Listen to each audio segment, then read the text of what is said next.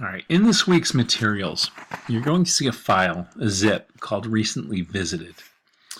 And what this is an opportunity for you to add another piece to your CodePens, but it also is a thematically relevant discussion for you to have with your employers during job interviews, or even when you first talk to a human resources client and they ask you who you are and how you work.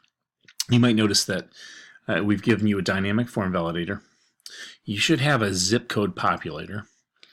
And this will be the third in a series of code that I give you. Anyway, Recently Visited, if you can download that, inside of it, you're going to find 3 files. And what it is a demonstration of how to save where the URL that the user is.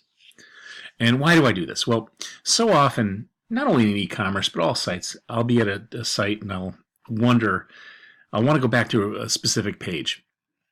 And it may or may not be in my history. Usually it is, but you have to understand that most people aren't very familiar with the history link to see their history.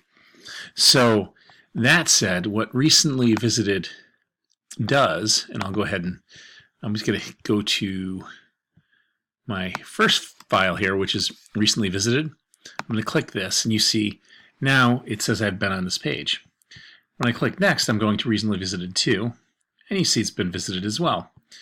And on the third try, you see I'm Recently Visited as well. So I can go back, and you see as I go bounce around here, it does not add another link. These are the 3 pages that I've recently visited. So at the bottom here in my Chrome tools, the developer tools, I have the application. And I've got my local storage here and the file. And I can see my local storage. And if I go across here, you'll see that there's a full-on, this is the entire value of what is in my local storage. And I can pop this into here like this, and you can see that's all 3 links. Okay? And the concept is we don't want to have any duplicates, but we want to show exactly where we've been. So let's go ahead and take a look at these scripts and then discuss where you can put it, how you can master it as well. So this is recently visited.html. Now you don't need to worry about the link, but what I'm doing is creating a constant called URL that equals the link of the window.location. Now this value is important. It tells me what page I'm on, but it also has a link to that page. That's for the ahref tag.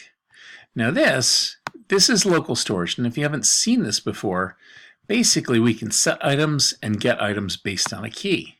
So we can set an item called visited and then get that item when we want to see it. So this is what you're actually seeing when you see the links.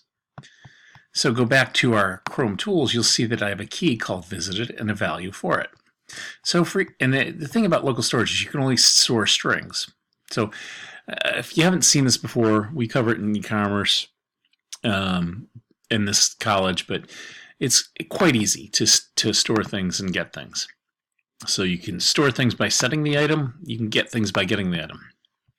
So once I have a variable with the link to the user's current location, I can create a variable called current links that is equal to the get item visited. Now I created a var here because I plan to change it. It won't be a constant. The current links may end up being something else. So what I'm doing here is getting the values for visited. Okay. Now if current links, if it exists, meaning there's already a key there called visited, and if the index of this URL happens to be equal to negative, which is you see I just made it triple equals, which means not only equal but of equal type, which will always be a string. But if it's equal to -1, that means that URL is not yet stored. So what we'll do is we'll create a variable called clean URLs that equals the current links, which is what is stored, plus the new URL. Otherwise, we don't have to add anything, and the clean URLs will be equal to the clean links. Then what we can do is set that item visited for those clean URLs. So that takes the condition on if there's already a storage token called visited. Otherwise, if there's not a storage token called visited, we'll set the item at visited, and we'll set that URL. Okay? Now, at the bottom here, we're document writing. So let's say the user clicks the link and goes to the next one.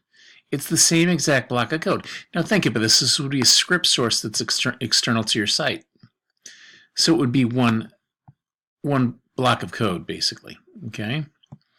You would include or outsource the script itself. Anyway, and then put this on each individual page. So this would now, if it's recently visited to, this variable would be recently visited to. We can get that value because recently visited 1 has already been stored. And again, if the index of URL is equal to -1, and you probably should do the double equals just to show that you understand what double equals is. And you could do, you could change it, call this a let, because we're inside the same code block. But, and it's changeable. But the same logic applies throughout. So as long as this is stored on each and every page, you can go to each link. Okay? And recently visited has the same logic. Okay? So a few things as we think about our implementation of this in the CodePen. First of all, when you have an e-commerce site, you'll see products that have the heart. It's usually indicative of favoriting something. Now, in e-commerce, I give you some code that does the same thing as this, except it shows the product ID. It shows the product itself. So you could always, if you have the favorite functionality from e-commerce, you might have a membership where the user has to log in and store favorites to his database account. So that means it's stored in a database. The reason why this is good is because it doesn't require a database. It's just that user's browser.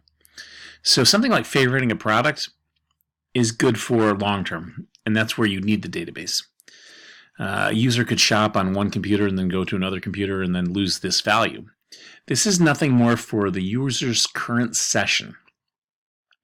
And the usability factors need to be understood and comprehended and be able to discuss these things. Because if you think about it, you wouldn't want this kind of functionality on an e-commerce site. Because when you click that favorite button, you're assuming that it's being stored someplace in perpetuity no matter what computer I use. But this is for when you're in there and you say, oh my goodness, I really like that product I saw a few pages ago, but I can't figure out how to get back there. I can't find it. That's where this comes in handy. Okay?